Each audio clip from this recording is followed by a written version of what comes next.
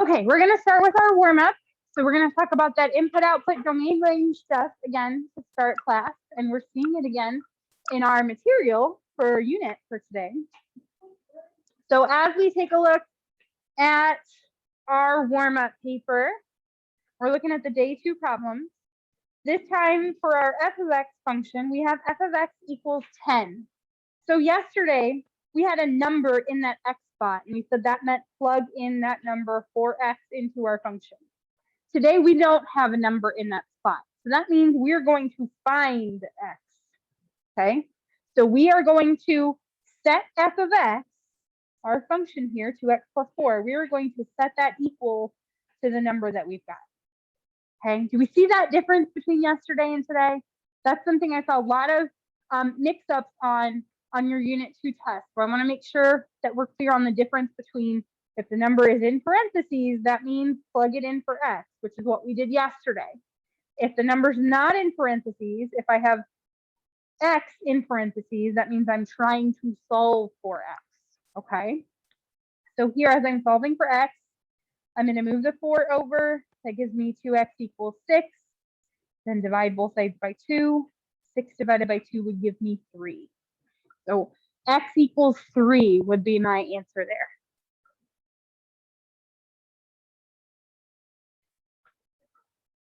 For our g of x problem, we have g of 1. So remember, this is an x value. Since it's in parentheses, that's an x value. So I'm going to go to my table for g of x. I'm going to find when x is 1. And I'm going to give that corresponding y value as my answer. So when x is 1, y is also 1. So g of 1 equals 1.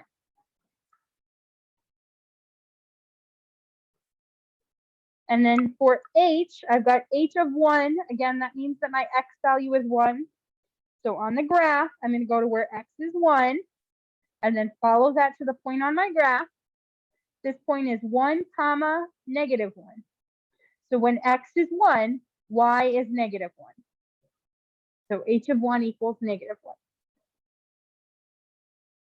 Questions for me on the front side of our warm-up? Okay, go ahead and flip to the back. And on the back, we're going to look at the range of f of x. So remember, range refers to those y values. And anytime I'm looking at domain and range, I want the lowest to the highest. So what's the smallest possible y value I can have? And we're looking at f of x here, so that's this graph. So my smallest possible y value would be the lowest point on the graph. The lowest point on the graph would be this section right here, which happens, yeah, when y is 1, 2, 3. Okay, and so I'm going to start my range at 3. And since I have, well, in this case, a whole bunch of points that have a y value of 3, every point on this section has a y value of 3. I have points with a y value of 3. That means I want a bracket here. And then I need the top of my range. What's my highest y value? So my biggest y, my highest point would be this guy right here, which happens when y is 7. Bracket or parenthesis on this one? Bracket? Why bracket? Yeah, because I have a point there. I have a point with a y value of 7. That means I want to include it in my range, and I use a bracket. Questions for me on that range for today? Okay. I'm going to set my warm-up paper aside, and let's start on page 87 in your notes packet today. This was your homework from last time. So if you remember, we set up that function together, and then you had the rest of page 87 to work on. So I want to talk about not all, but some of the problems that you saw. So the first section was just like what we did for our warm-up, that input-output. For page 87, we had the function. We didn't have a table or a graph. And as I walked around yesterday throughout my Algebra 1 classes, I saw some people made a table, and that's fine. But since we have kind of a big spread, right? 0 to 10 to 16, maybe bigger values, depending on what we would need to get these numbers out of our functions. Since we have such a big spread, it may have been a better use of our time to just treat it like f of x from our warm-up paper, where I plug in the x value or I set it equal to the y value. So that's what I'm going to do here. So for b of 10, that means it's w in this case. That means my w value is 10, so I'm going to plug that in. So this would be 125 times 10 plus 475. And so we would simplify this. So this would give me 1,250 plus 475. And this further simplifies to 1,725. If I plug in 10 for x, I get 1725. For b of 16, I would plug in 16. For b of 0, I would plug in 0 for my variable. For the other three problems, I'm trying to find the value of that variable. I'm trying to find the value of w. So we're going to set our expression equal to this value. Again, just like we did for our warm-up problem. So this would be 125w plus 475 equals 3225. And then I'm solving for w. So I'm going to start by subtracting 475 from both sides. This would give me 125w equals 2750. Then divide both sides by 125. And I would get w to be 22 here. So it would take me 22 weeks to have this amount in my account. And then we'll take a look at this last one. So same setup, 125w plus 475 equals 7,000. And I want to solve for w. So I'm going to start by moving the 475 to the other side. And I get 125w equals, this would be 6525.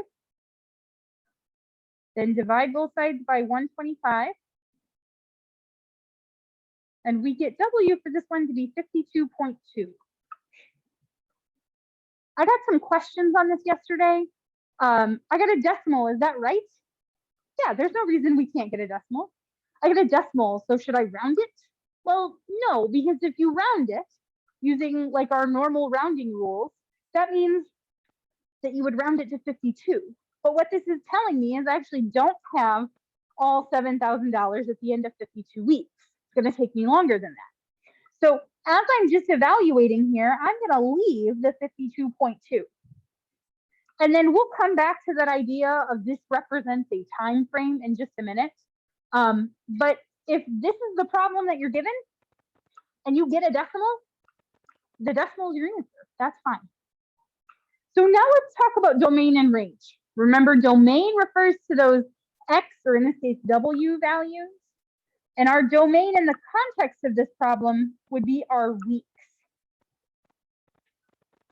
So what week are we starting on? Or what's our lowest week value? Yeah, 0, good. So we're starting with 0. And then here's where we're going to come back to this. In the context of our problem, as we're talking about how many weeks I'll have to save, okay? And I'm earning this money from my paycheck. Does 52.2 make sense as a reasonable domain value? No, right? Most jobs aren't going to pay you every day or every so many hours, whatever that 0.2 works out to be. Excuse me. So I have to wait till the end of the week to be able to deposit that next paycheck, right? I have to wait till the end of that week. At the end of 52 weeks, I don't have enough money. I've got to wait till the end of the 53rd week to have enough money, okay, to have met my savings goal.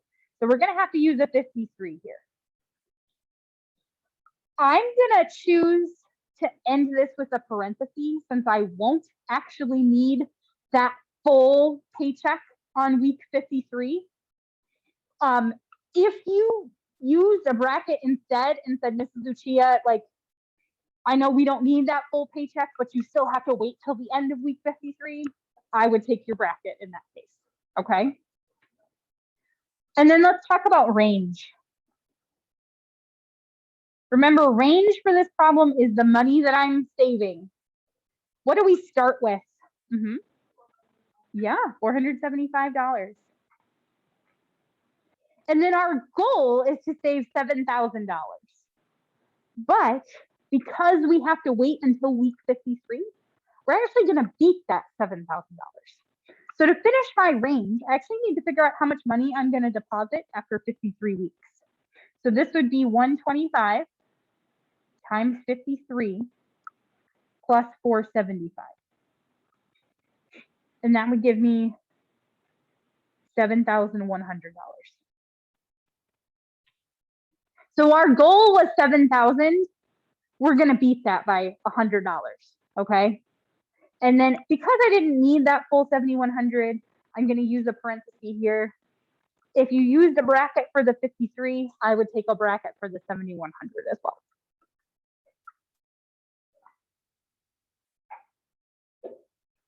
Now let's talk about y-intercept. What is the y-intercept and what does it represent in the problem? So you, if you did all your homework, actually found the y-intercepts here. B of 0 would be our y-intercept. Exactly right. So our y-intercept is 475, right? The y-intercept happens when our x value is 0. So our y-intercept is 475. And then you went ahead and told us, what does that mean? That 475, that's very crooked. That 475 represents the amount of money that we're starting with. You could also phrase that as we had $475 at week 0. That would be fine too. So starting with or at week 0, okay, $475. And then for the last portion, it says, what would an x-intercept represent in the context of this problem? You did not have to find an x-intercept here. It would represent us being like $0. Yeah, exactly right. So sometimes I think it's easier if we draw a little picture. I'm a picture person. So when I thought about this, actually drew a little set of axes, and I knew my x was weeks, and I knew my y was the money that I'd saved. So an x-intercept would mean I'm on this axis somewhere. So I've got no money, okay? It would be the time when I have no money, either before I started saving, or it said that we were saving this money for college. So maybe that would be when I used that money to pay for college. It would be whatever time that I had no money. Does that make sense? Okay. Questions for me on the homework? Alrighty. So let's go ahead and turn the page to page 88. We're going to talk about graphing today. From your pretest, I saw that a lot of you could graph a linear function. Could graph a linear function if it was in slope-intercept form. Okay, I saw a lot of good graphs from slope-intercept form, but many of us struggled to graph if we weren't in slope-intercept form. So to sort of bridge that gap today, we're going to take a look at graphing linear functions in the sort of context of transformations that we looked at in our last unit. So +4 here means I move up, or a -2 here means I move to the right, okay? A negative here means I flip. All the transformation work that we did at the end of Unit 2, we're going to apply to graphing these linear functions, okay? That's where we're going to start, okay? As just a way to approach stuff that's not already in slope-intercept form, or even stuff that is in slope-intercept form. So if I take a look at page 88, at the top, we have our parent function graph. So this is y equals x. This is our most basic linear function. And we have a key point identified at 0, 0. Okay?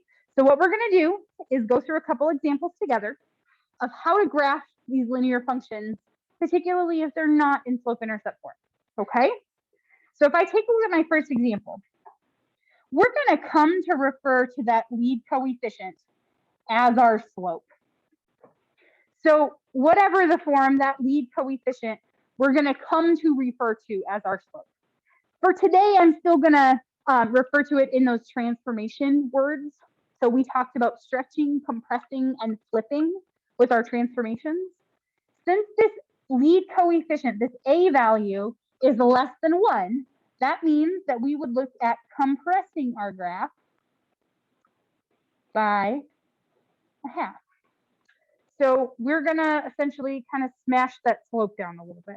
We're going to make this line less steep.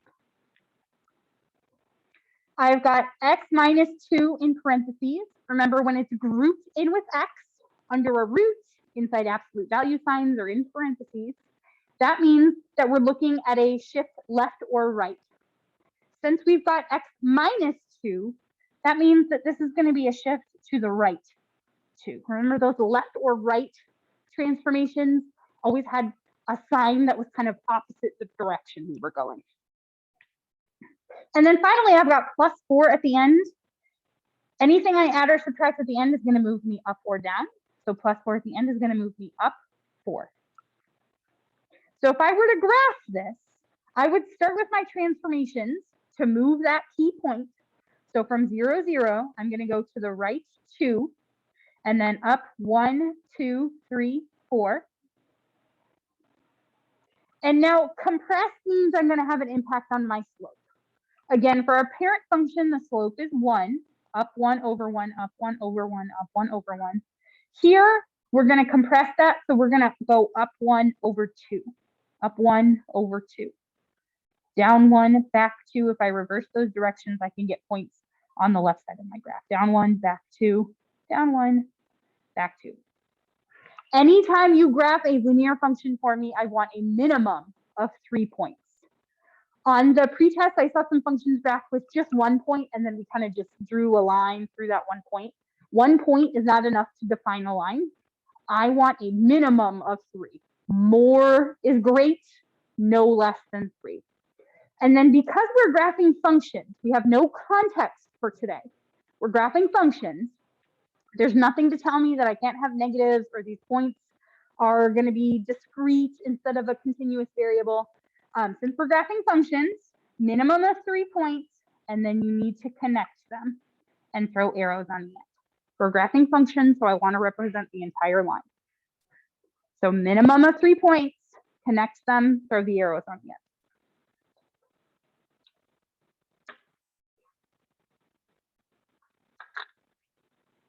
Let's take a look at B. Same idea. We're going to point out the transformations and then graph. So the first thing I see here is a negative sign. What's that negative going to do to my graph? Yeah, it flips it. It flips it. So that means that our line that we graph from here, instead of going up like this, it will be flipped and we'll go down like this. Then our lead coefficient is a number greater than 1. So instead of compressing like we did with the 1/2, we're going to stretch. We're going to make this line steeper. So we're going to stretch. That was the vocabulary we used in our last chapter. Stretch by 2. And then I've got x plus 1 in parentheses. So that will move me to the left 1 place. So when I go to graph this, I'm going to start at 0, 0 and follow these transformations. So I'm going to move this point to the left 1. And then I want to flip. So instead of going up and forward, I'm going to go down and forward. And instead of down 1, forward 1, I'm going to go down 2. So down 2, forward 1. Down, it's hard to see here. 1, 2, forward 1-ish. Down 2, forward 1. I could reverse those directions to get points to the left. Up 2, back 1. Up 2, back 1. Minimum of 3 points. Connect them. Throw your arrows on the end.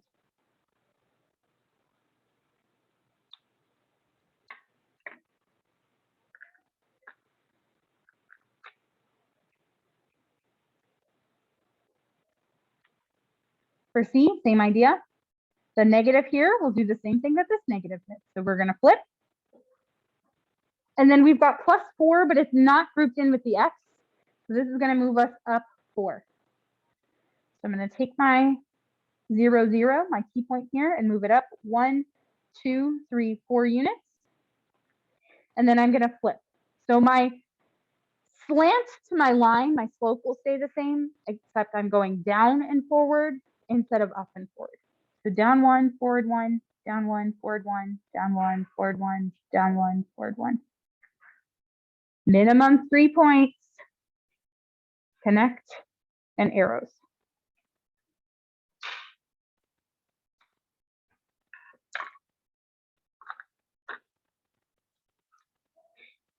For our last one here, this time I've got a description. So for A, B, and C, we started with a function. I jotted down a description of that transformation, and then we graphed.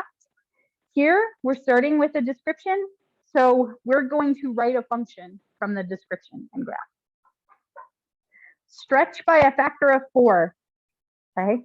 So that will go in the same place as our stretch or compress pieces from A and B. So that's going to be our lead coefficient. Stretch by a factor of 4 means we're going to start off with 4. 4 will be our lead coefficient. And then we're shifting down 3. So that means I will subtract 3 at the end. I'm not moving left or right any, so I don't need anything in parentheses with x. So I can just have an x there. So 4x minus 3 will be my function. And then I'm going to go ahead and graph this. So start at 0, 0, go down 3, 1, 2, 3. And then there's my point. And then my slope is going to be 4. So 1, 2, 3, 4, forward 1. 1, 2, 3, 4, forward 1. Again, minimum 3 points. And connect them. Throw your arrows on the end.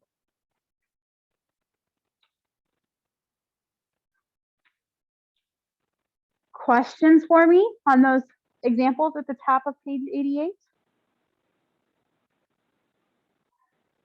Okay, here's what you're going to do with the rest of page 88. For the next about 10 minutes, we have a graph, an equation, and a written description that we're going to sort of piece together. So similar to what we did up here, the difference is that I've given you the graphs. So if you'll notice up around the room, there's 2 up here, 1 here, 1 kind of by the phone, there's 3 along the back. I've given you graphs to be able to match to the equations and the descriptions. So if you start with an equation, you're going to do the same thing that I did here. You're going to describe to me that transformation, and then you'll match it to one of the graphs. If you start with a graph, you can give me that description of how it's changed from your parent graph, which remember you have at the top of page 88, and then you'll write a function based on that description like we did for D. If you start with a description, write your function, match it to your graph, okay? So I want you to notice on the graph, there's 1 bolded point. That's what we moved from 0, 0. So where we had to shift up or down or left or right, we moved that point from 0, 0. So the bolded point on each of these is how we moved from 0, 0, okay? So you can work with a partner if you'd like. And I'm going to just zoom this out so you have the examples up here too. If you'd like, you can move around the room. And this is how I want you to spend your next few minutes, okay? So we'll come together in about 10-ish minutes.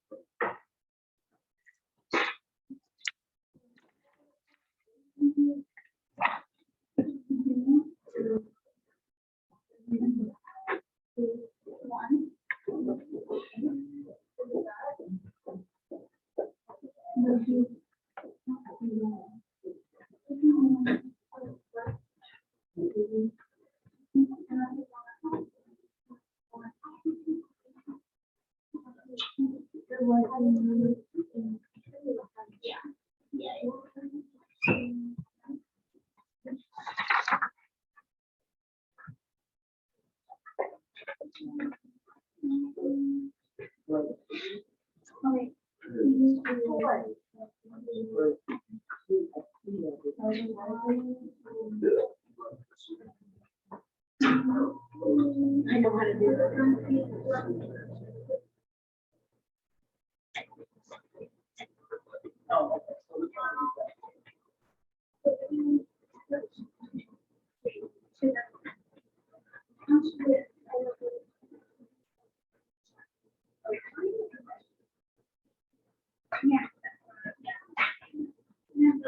Oh, wait, actually,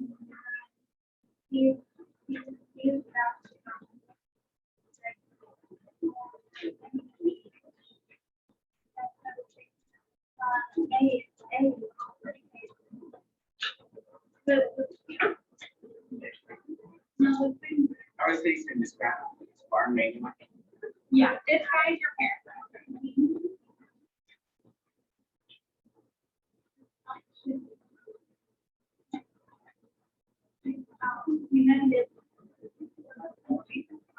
Yeah, we'll see.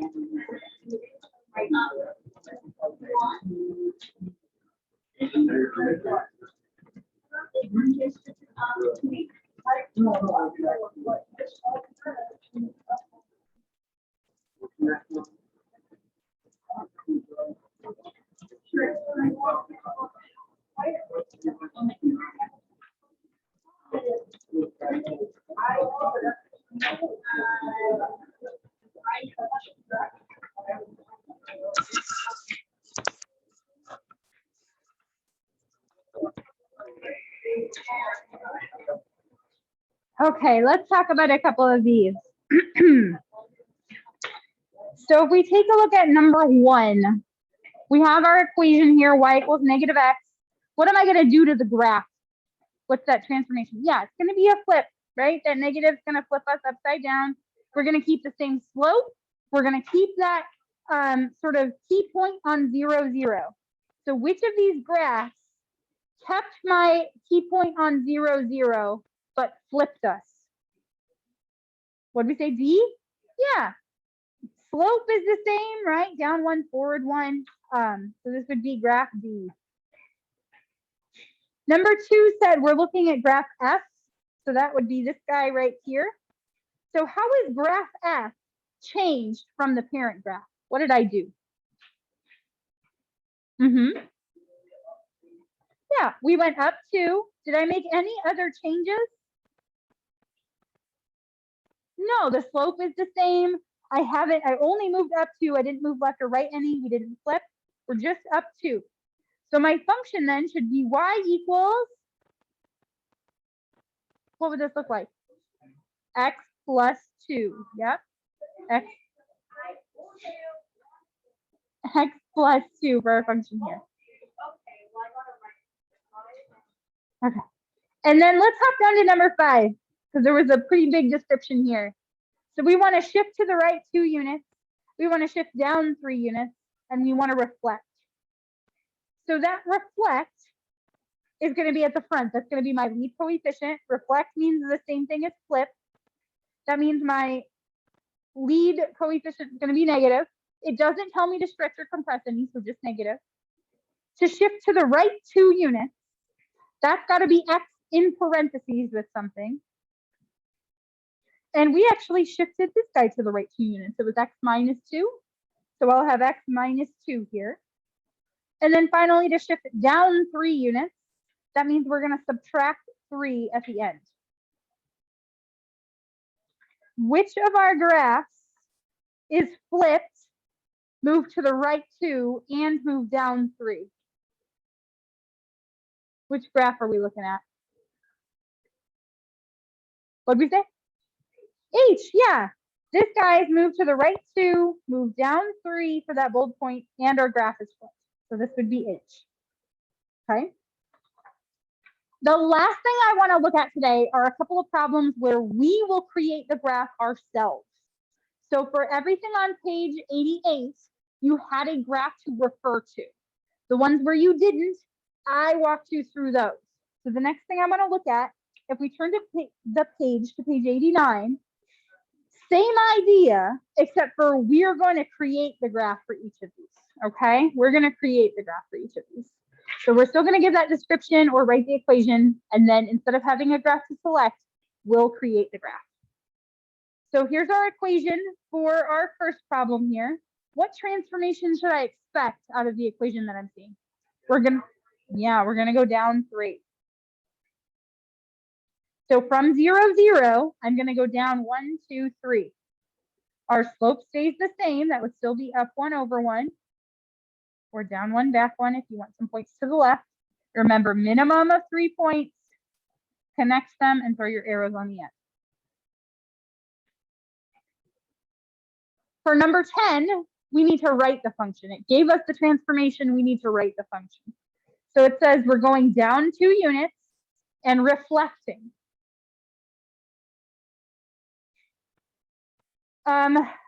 Let's start with the reflecting.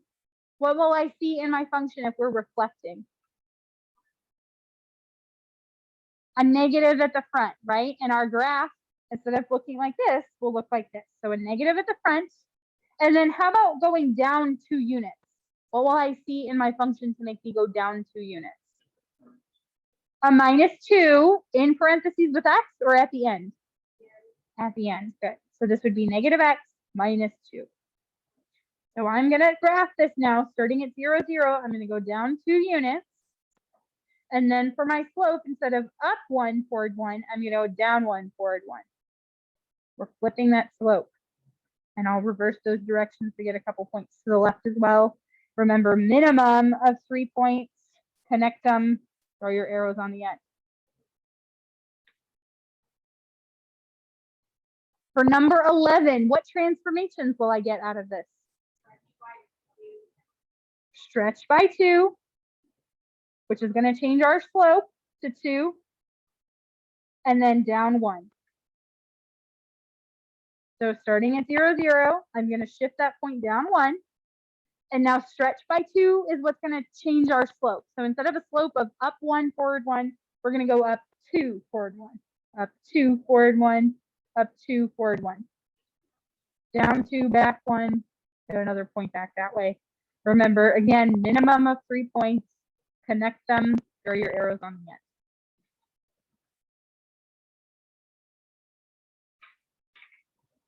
And then our final problem on page 89, a translation to the left by 1 unit. So what will my function look like?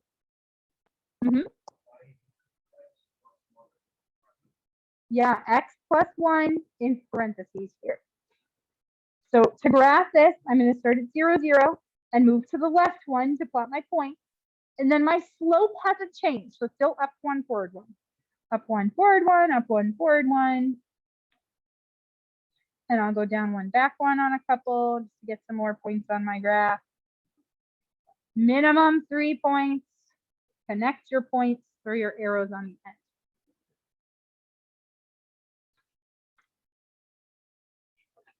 Any questions for me on pages 88 or 89? Okay, your homework for tonight is on Delta Math, some practice graphing, okay? So some more practice graphing. Use the same transformations that we looked at today. Remember, you're transforming from that parent function, and remember, you have the parent function, the parent graph, on page 88, okay? That one that was given to you already.